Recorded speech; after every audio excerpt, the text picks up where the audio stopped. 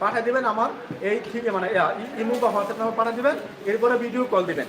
Video call দিয়ে দেখবেন ভাই, অনেকে তো আছে যে ভাই দেখছি একটা দিয়ে দিচ্ছে আরেকটা, বা দেখাইছে একটা দিয়ে দিচ্ছে আরেকটা, ঠিক আছে? আমি বলি আপনারা এরকম ভুল করবেন না। আপনারা কি করবেন, আমার কাছ থেকে নেন আর যার কাছ থেকে নেন, আপনারা আগে দেখবেন ভিডিও কল দিয়ে ঠিক আছে কিনা, ঠিক আছে?